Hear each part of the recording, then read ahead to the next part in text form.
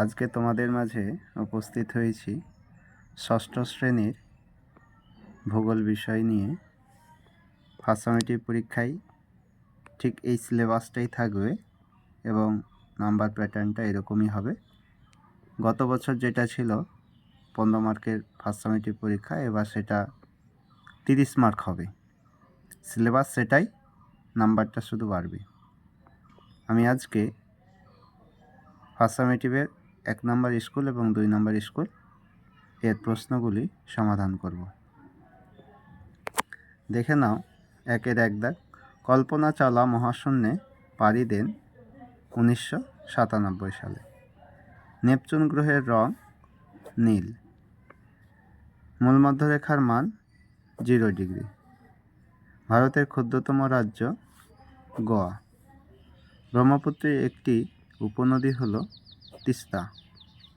Copernicus ছিলেন Poland দেশের জ্যোতির্বিজ্ঞান।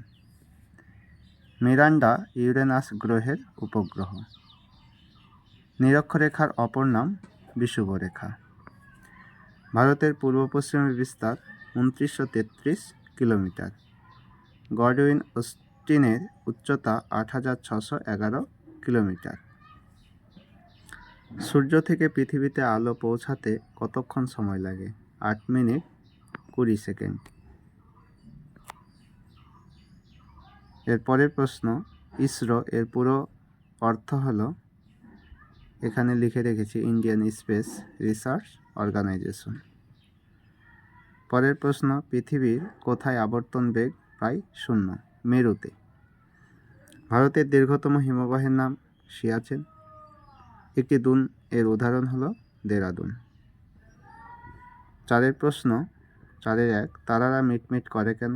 পাঠ্য বইয়ের 3 পৃষ্ঠায় আছে। ছায়াবৃত্ত কাকে বলে? পাঠ্য বইয়ের 26 পেজে। গিরিপথ কাকে বলে? পাঠ্য বইয়ের 71 পেজে উত্তরগুলো আছে, সেখান থেকে দেখে নিও। এবারে 2 নম্বর স্কুলের প্রশ্নগুলো দেখে নাও চটপট করে। ক্যাসিওপিয়ার আকৃতি কেমন? ইংরেজি এম অক্ষরের মতো। পৃথিবী থেকে সূর্য কত গুণ ভারী? 3 লক্ষ গুণ ভারী।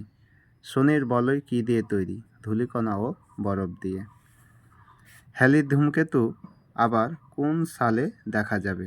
2062 সালে। ইসরো এর বর্তমান চেয়ারম্যানের নাম কি? Doctor V Narayan. অস্ট্রেলিয়ায় কোন ঋতুতে বড়দিনের উৎসব পালিত হয়? গ্রীষ্ম ঋতুতে। 2-এর দাগ। বিজ্ঞানের সবচেয়ে পুরনো চর্চা হলো জ্যোতির্বিজ্ঞান।